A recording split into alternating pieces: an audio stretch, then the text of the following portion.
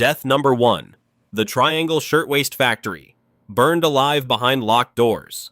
On March 25, 1911, fire broke out on the 8th floor of the Ash Building in Greenwich Village. The Triangle Shirtwaist Factory occupied the top 3 floors.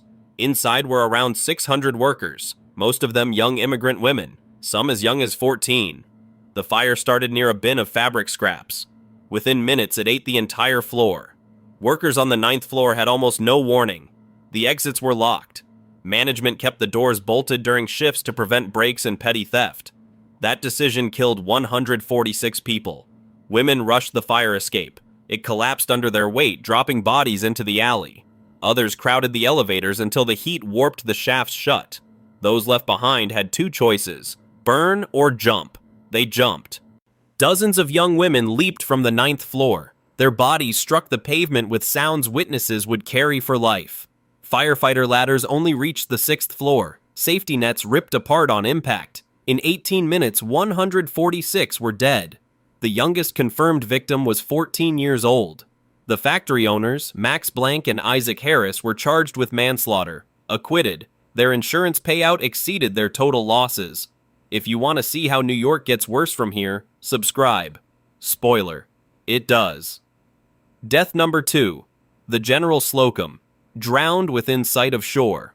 On June 15, 1904, the steamboat General Slocum left a Lower East Side pier with over 1,300 passengers. Most were women and children from a German Lutheran church. Annual Sunday school picnic. Destination: a park on Long Island Sound. They never arrived. About 30 minutes in, fire broke out near the bow. A boy noticed the flames first and alerted a crew member. The crew member told him to get lost. By the time the captain found out, the blaze was uncontrollable. The life preservers were rotten, untouched for 13 years. When passengers strapped them on and jumped, the cork crumbled. The vests pulled them under instead of keeping them afloat. The lifeboats were painted into their racks. Couldn't be pried free. The captain, instead of steering toward the Bronx shoreline right next to them, kept moving forward. The wind fanned the flames even harder. Over 1,000 people died. Most drowned within eyesight of land. Mothers threw children overboard hoping someone would save them. Nobody did. Heavy wool dresses soaked up water and dragged women to the bottom like anchors. Captain William Van Schaik was convicted of negligence, served 3.5 years, then pardoned. The Little Germany neighborhood on the Lower East Side collapsed entirely. Families lost everyone. Within a decade, the community was gone. 1 church picnic, 1,000 dead, 1 captain pardoned. Death number 3. Happy Land Social Club, burned alive at a party. On March 25, 1990, exactly 79 years after the Triangle Fire, another blaze killed dozens in New York. A nightclub in the Bronx called the Happy Land Social Club. Julio Gonzalez, 36, had been kicked out earlier that night after fighting with his ex-girlfriend who worked coat check. He walked to a nearby gas station, bought $1 of gasoline, came back, poured it on the only stairway in or out, struck a match. Fire consumed the club in seconds. No sprinklers, no alarms. No emergency exits. The place had been ordered shut 2 years earlier for code violations. Nobody enforced the order. Inside, 87 people were drinking and dancing.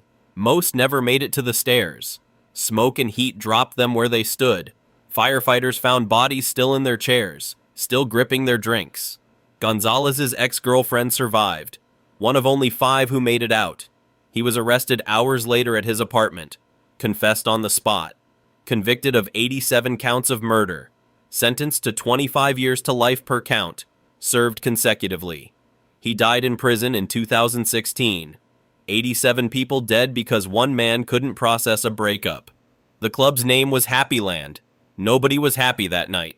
Hit like if you believe fire codes exist for a reason. Death number 4. Kitty Genovese, stabbed while the neighborhood watched.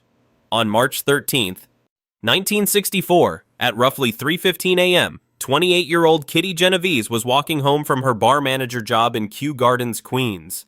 She parked about 100 feet from her apartment door. A man named Winston Mosley approached from behind and stabbed her twice in the back. She screamed for help. Lights turned on in the surrounding buildings. A neighbor shouted from a window. Mosley walked off. Genovese, bleeding heavily, dragged herself toward the back of her building. Nobody came down. Nobody dialed the police. 10 minutes passed. Mosley returned.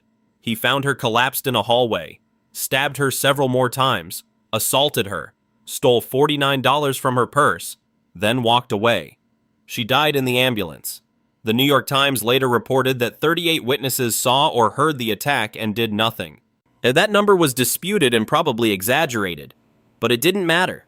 The story became the defining example of the bystander effect. The idea that the more people witness something, the less likely anyone steps in. Mosley got the death penalty, later commuted to life. He died behind bars in 2016 at age 81. Kitty died at 28 because an entire block decided it wasn't their business. Welcome to New York. Minding your own business is a competitive sport with a body count. Death number 5. The Empire State Building crash. Burned alive on the 79th floor.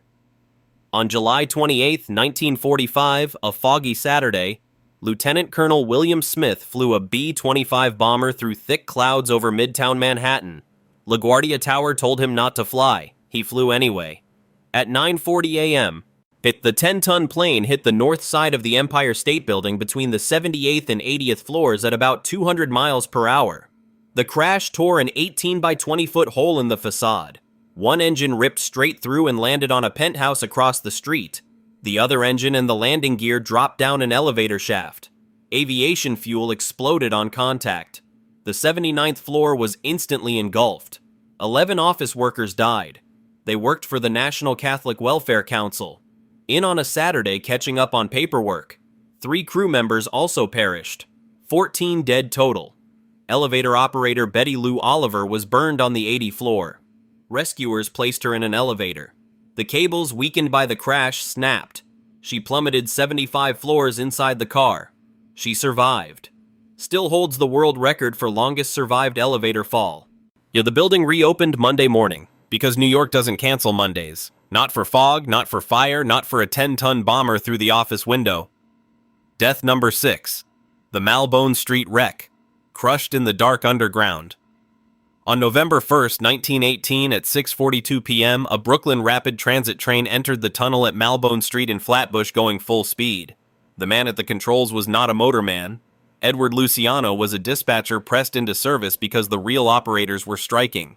He had virtually no driving experience. The S-curve at the tunnel mouth required 6 miles per hour. Luciano took it at 30. The lead car derailed and smashed into the tunnel wall. The wooden cars behind it disintegrated against concrete and steel. Passengers were crushed between seats and walls. Wooden debris impaled riders like spears. The tunnel went pitch black. Survivors described crawling through wreckage in total darkness, stepping over bodies, hearing screams that slowly stopped. At least 93 people died. The real number was never confirmed because some remains couldn't be identified. Luciano survived, charged with manslaughter, acquitted. The BRT went bankrupt shortly after. The city was so disturbed it renamed Malbone Street to Empire Boulevard. They erased the name entirely from the map. But the tunnel is still there. The curve hasn't changed. They just called it something different and hoped everyone would forget. They didn't. Death number 7. The Brooklyn Theater fire. Trampled and burned alive. On the night of December 5th, 1876, and over 1,000 people packed the Brooklyn Theater on Washington Street for a performance of The Two Orphans. Fire erupted backstage during the final act. When flames became visible from the seats, panic hit instantly. Audience members in the upper galleries stampeded toward the exits. The stairways were narrow. The doors opened inward. A wall of bodies piled up at every corridor. Those at the bottom were crushed under the weight of the crowd above them. Those on top were burned alive as fire advanced from the stage. The stage itself collapsed, sending a wave of flame into the auditorium. At least 278 people died that night. It was the deadliest single-building fire in American history at the time. Many victims were so badly burned they were never identified, and their remains were buried together in a mass grave at Greenwood Cemetery in Brooklyn. The cause of the fire was never officially determined. Some blamed a gas lamp. Others blamed faulty rigging equipment. No one was charged. No one was fined. No changes were mandated. The theater was rebuilt and reopened. Then it burned again in 1908, because some buildings simply refused to learn, and the people who own them refuse even harder. Death number 8. The Wall Street bombing. obliterated at lunchtime. On September 16, 1920, at exactly 12:01 p.m., a horse-drawn wagon parked at Wall and Broad Streets detonated without warning. 100 pounds of dynamite, 500 pounds of cast iron weights used as shrapnel. The blast shredded the lunch crowd in the financial district. 30 people died immediately. 8 more followed in the days after. Over 140 were severely injured. Body parts scattered across the block. Windows exploded for a quarter-mile in every direction. The J.P. Morgan building's stone facade was ripped apart by shrapnel. Those scars are still visible today. Nobody fixed them, left them there like a permanent shrug. The horse was found in pieces. The driver, too. The investigation became the largest the Bureau had ever conducted at that point. They suspected Italian anarchists. They suspected Bolsheviks. They suspected half the city. They arrested nobody. The case was officially closed in 1940 with 0 convictions. 38 dead. 0 justice. The stock exchange opened the very next morning. Traders stepped over dried blood on the sidewalk. Because New York runs on money, and money doesn't take days off. Not for grief. Not for a bomb at its own front door. Death number 9. The Collier brothers, buried under 140 tons of their own garbage. On March 21, 1947, police received a tip about a dead body inside a brownstone at 2078 Fifth Avenue in Harlem. They tried the door. Blocked. Tried the windows. Blocked. An officer climbed a ladder and squeezed through a second-floor gap. Inside, floor-to-ceiling piles of newspapers, furniture, boxes, and trash filled every room. He found Homer Collier, 65, dead in a ratty chair. Blind, paralyzed, starved to death. His brother Langley was nowhere.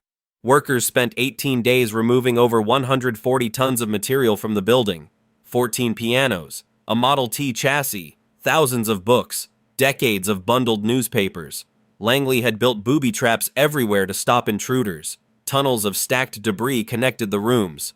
On April 8th, they found him, 10 feet from Homer. Langley had been crawling through one of his own tunnels to deliver food when a trap collapsed on top of him. Buried under newspapers and suitcases. He had died first, meaning Homer sat blind and paralyzed in that chair, waiting for food that would never arrive. He starved alone in the dark. 2 brothers, 1 building, 140 tons of hoarded junk. Nobody noticed until the smell became unbearable. The city demolished the place. Today, a pocket park sits there, named after the Colliers. Only New York names a park after hoarders who killed themselves with newspapers. Death number 10. Stanford White, shot on the roof of his own masterpiece.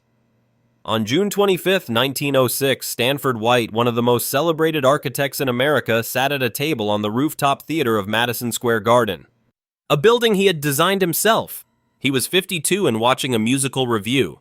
Harry Kendall Thaw, a millionaire from Pittsburgh with a history of violence and morphine abuse, walked up from behind, pulled out a pistol, and fired 3 rounds into White's face at point-blank range.